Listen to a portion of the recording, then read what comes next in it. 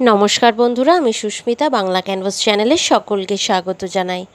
এখনকার দিনে আমরা নানান দেশ বিদেশের খাবার বাড়িতে ট্রাই করেই থাকি। আমার আজকের রেসিপিটা একটু অন্যরকম। সেটা হচ্ছে গুজরাটি স্পেশাল খমন দোকলা। বানানো ভীষণই সহজ আর খেতেও কিন্তু অত্যন্ত সুস্বাদু হয়। সকালের ব্রেকফাস্টে আপনারা ইজিলি এই খমন দোকলা বাড়িতে বানিয়ে খেতেই পারেন। আবার বাচ্চাদের লাঞ্চ বক্সেও এই ধোকলা বানিয়ে দেওয়া যায়। খুব তাড়াতাড়ি অল্প সময়ে এটা তৈরি হয়ে যায় আর এই ধোকলা ভীষণই স্পঞ্জি হয়। আসুন দেখে নেওয়া যাক আমার আজকের এই রেসিপি খমন ধোকলা কিভাবে আমি তৈরি করছি এই গুজরাটি স্টাইলের ধোকলা। এখানে আমি ধোকলা বানানোর জন্য 2 কাপ পরিমাণের ছোলার ডালের বেসন নিয়ে নিয়েছি। বেসন দিয়ে দেওয়ার পর এর মধ্যে দিয়ে দিয়েছি আমি স্বাদ অনুযায়ী নুন, দিয়ে দিয়েছি হাফ চামচ মতো হলুদ গুঁড়ো। এখানে আমি 2খানা কাঁচা লঙ্কাকে কুচিয়ে দিয়ে দিয়েছি আর এখানে দিয়ে দিচ্ছি এখন একটা আধ ইঞ্চি আদাকে গ্রেট করে দিয়ে দিলাম এখানে অল্প লেবুর রস। সমস্ত কিছু দিয়ে ভালো করে কিন্তু বেসনটাকে আমাদের মিক্স করে নিতে হবে।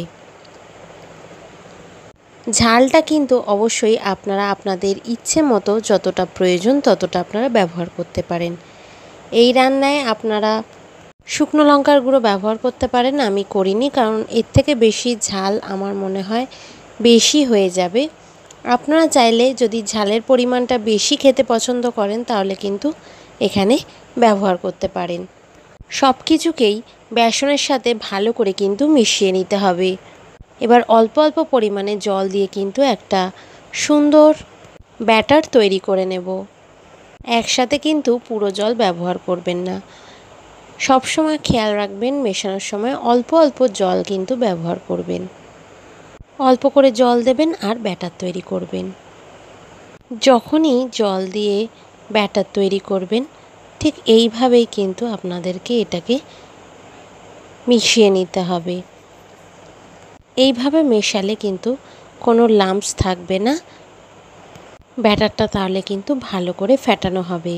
আর ধোকলার ব্যাটার যত ভালো করে আর স্পিডে ঘোরাবেন তত কিন্তু ধোকলা স্পঞ্জি হবে।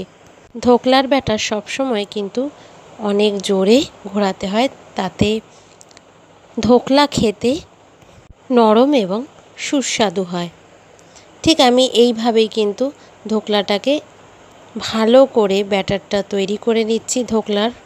ধোকলার ব্যাটার কিন্তু অলমোস্ট রেডি হয়ে গেছে। এইভাবেই ঘুরিয়ে ঘুরিয়ে কিন্তু একটা সুন্দর ব্যাটার তৈরি করে নিতে হবে। এবার যে পাত্রে আমি ধোকলাটা তৈরি করব সে পাত্রে আমি জল ঢেলে দিচ্ছি। যে পাত্রে আমি ধোকলাটাকে স্টিম করব সেই পাত্রটাকে রেডি করে নিচ্ছি। কড়াইতে 1 কাপ পরিমাণ জল দিয়ে দেওয়া হয়েছে আর রেখে দিলাম ওখানে একটা স্ট্যান্ড।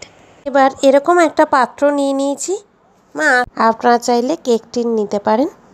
এবার দিয়ে দিতে হবে এখানে 1 চামচ মতো তেল। আমি এখানে রিফাইন তেলই ব্যবহার করব। এবার ভালো করে এইভাবে ব্রাশ করে নিতে হবে তেলটাকে। আর একটু তেল দিয়ে ভালো করে এই ব্রাশটা দিয়ে চারিদিকে মাখিয়ে নেব।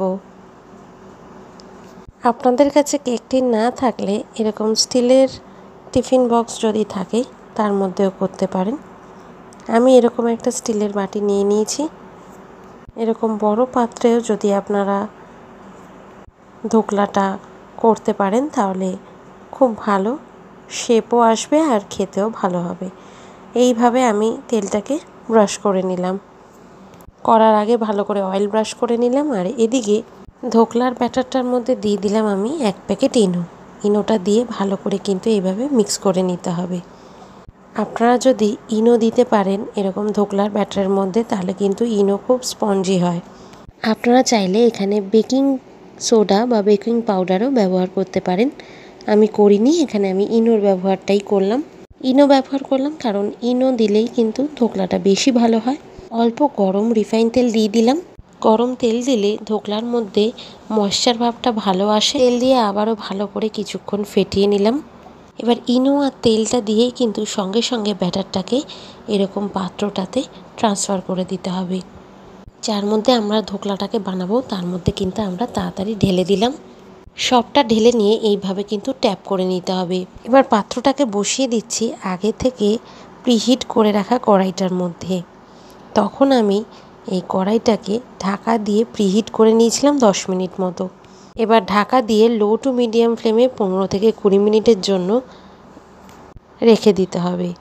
আপনারা যদি এটা মাইক্রো ওভেনে করতে চান তাহলে এটাকে সেমভাবে বানিয়ে 15 থেকে 20 মিনিটের জন্য বেক করে নেবেন। 20 মিনিট বাদে ঢাকা তুলে নিয়েছি। আমাদের ধোকলা কিন্তু অলমোস্ট ডান। ঢাকা খুলে আপনাদের দেখিয়ে দিলাম। একটা নাইফ ঢুকিয়ে চেক করে নিলাম। আপনারা দেখলেন একদম কিন্তু ক্লিন নাইফ বেরোলো। একদম ক্লিন নাইফ বা স্টিক যদি বেরোয় তাহলে আপনারা বুঝতে পারবেন ধোকলা কিন্তু খুব ভালোভাবে বেকড হয়ে গেছে। এবার এটাকে 10 মিনিটের জন্য আমি ঢাকা দিয়ে রেখে দিয়েছিলাম ঠান্ডা হওয়ার জন্য। ঠান্ডা হয়ে যাওয়ার পর আমি এটাকে এবার নাবিয়ে নিয়েছি। এবার একটা ছুরি দিয়ে সাইড দিয়ে কিন্তু কাট লাগিয়ে নিচ্ছি, যাতে অনায়াসে এই ধোকলাটাকে একটা প্লেটের ওপরে আনমোল্ড করা যেতে পারে। ধোকলা যে পাত্রে বানানো হয়েছে তার উপরে একটা প্লেট রেখে দিয়েছি আর এইভাবে উল্টে দিলাম। এবার ধোকলাটাকে কিন্তু আনমোল্ড করে নিতে হবে। দেখুন কি সুন্দর আমাদের ধোকলাটা বেরিয়ে এলো। দেখুন ধোকলাটা কি সুন্দরভাবে বেরিয়ে এলো। খুব সহজ পদ্ধতিতেই এইভাবে কিন্তু ধোকলা তৈরি হয়ে যায়। এবার ছুরি দিয়ে এটাকে কেটে নেব। ইচ্ছে মতো শেপ দিয়ে আপনারা এটাকে কেটে নিতে পারেন। একদম সমান সাইজের স্কোয়ার শেপ করে সবগুলোকে কেটে নিতে হবে এইভাবে। ভীষণই স্পঞ্জি হয়েছে, সেটাও আপনাদের দেখিয়ে দিচ্ছি কতটা। এইভাবেই কিন্তু স্কোয়ার শেপ করে ধোকলা কেটে নিতে হয়। আপনারা যেখান থেকেই ধোকলা কিনবেন আপনারা দেখতে পাবেন এইভাবেই কিন্তু ধোকলাগুলোকে কেটে নেওয়া হয়। ধোকলাগুলো এইভাবেই মিষ্টির দোকানে হোক বা যেখানেই পাওয়া যায় ওখানে এইভাবেই রাখা থাকে। আমরা এগুলোকে চৌকো সাইজ করে কেটে নিলাম। এবার আপনাদেরকে দেখিয়ে দিই এটা কতটা সফট হয়েছে। ভীষণই স্পঞ্জি হয়েছে, আপনারা সেটা দেখতে পাচ্ছেন। আর এই ধোকলার মধ্যে যে জালিগুলো সেগুলোও কিন্তু বোঝা যাচ্ছে। এরকমই স্পঞ্জি তৈরি হয় যদি আপনারা ঠিকঠাক মেজারমেন্টে সব কিছু নিয়ে আপনারা তৈরি করেন। এবার তড়কা বাটি নিয়ে নিয়েছি। এর মধ্যে 1 টেবিল চামচ রিফাইন অয়েল গরম করে নিতে হবে। তেলটা গরম হয়ে গেলে এর মধ্যে আমি দিয়ে দেব সর্ষে ফোড়ন। এই সর্ষের গন্ধটা কিন্তু খুব ভালো লাগে যখন আমরা এটা ধোকলার উপরে দিয়ে দিই। অন্যরকম একটা স্বাদ লাগে। আর অবশ্যই আপনারা এটা বাড়িতে ট্রাই করবেন। খামান ধোকলা কিন্তু ভীষণই সুস্বাদু একটি রেসিপি। দিয়ে দিলাম এখানে 1 চামচ মতো সর্ষে ফোড়ন। এর মধ্যে এবার দিয়ে দেব আমি 3 থেকে 4টে কাঁচা লঙ্কা। কাঁচা লঙ্কাগুলো আপনারা ফাটিয়ে দেবেন না, হালকা চিড়ে এর মধ্যে দিয়ে দেবেন। কাঁচা লঙ্কাটা দেওয়ার পরে কিন্তু অনেকটাই ফাটতে পারে, তাই একটুখানি সাবধানতা বজায় রেখে এটা করবেন। এর মধ্যে দিয়ে দিলাম 10 থেকে 15টা ফ্রেশ কারি পাতা। লো ফ্লেমে এগুলোকে একটু ভেজে নিতে হবে। 2 থেকে 3 মিনিট এগুলোকে কিন্তু ভালো করে ভেজে নিতে হবে। ভালো করে ভাজা হয়ে গেলে কাঁচা লঙ্কা আর কারি পাতা এর মধ্যে পরিমাণ মতো জল দিয়ে দিতে হবে। এখানে 1 কাপ পরিমাণ জল দিয়ে দিলাম আমি। জলটা একটু ফুটে উঠলে এর মধ্যে কিন্তু দিয়ে দিতে হবে চিনি। এখানে আমি 2 টেবিল চামচ চিনি ব্যবহার করছি। আর এর মধ্যে দিয়ে দিতে হবে অল্প 1 চামচ মতো নুন। এবার ভালো করে এই মিক্সচারটাকে ফুটতে দিতে হবে। ফ্লেমটাকে একটুখানি হাই করে নিলাম আর এইভাবে কিন্তু আমাদেরকে একটু নাড়িয়ে চাড়িয়ে ভালো করে মিশিয়ে নিতে হবে। অবশ্যই কিন্তু নুনটা ব্যবহার করবেন, তাহলে কিন্তু সিরাপের যে স্বাদটা সেটা ব্যালেন্সে আসবে আর খুব ভালো লাগবে খেতে। নুন ব্যবহার না করলে কিন্তু সেই টেস্টটা আপনারা পাবেন না। একটু ফুটিয়ে নিয়ে গ্যাসের ফ্লেম বন্ধ করে দিয়েছি। তারপরে এই সিরাপটা আমি ছড়িয়ে দিচ্ছি এই ধোকলার উপরে। আপনারা খেয়াল রাখবেন যখন আপনারা এই সিরাপটা এই ধোকলার উপরে ছড়াবেন তখন যেন সিরাপটা গরম না থাকে আর ধোকলাটাও যেন ঠান্ডা থাকে, খুব বেশি গরম যেন না থাকে। এইভাবেই আমি অল্প অল্প সিরাপ এই ধোকলাগুলোর ওপরে ছড়িয়ে দিচ্ছি। আপনারা খেয়াল রাখবেন যে দুটোই যেন হালকা গরম থাকে, সেরকমভাবে এটা ছড়িয়ে দেবেন। সমস্তটাই ছড়িয়ে দিলাম। খুব ভালো লাগে এরকমভাবে যদি ধোকলা তৈরি করে নেওয়া যায় ব্রেকফাস্টে। আপনারা চাইলে এর ওপরে কিন্তু নারকেল কোড়াও ছড়িয়ে দিতে পারেন। নারকেল কোড়াও কিন্তু এটা খুব সুন্দরভাবে গার্নিশিং করা যায়।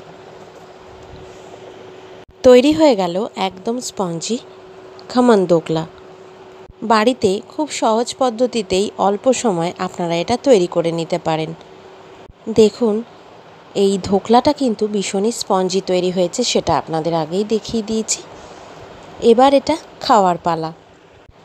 আমি এর ওপরে আরেকটা লাস্ট ইনগ্রিডিয়েন্ট দিয়ে দেব, যেটা এই ধোকলাটাকে একদম পারফেক্টলি রেডি করে দেবে।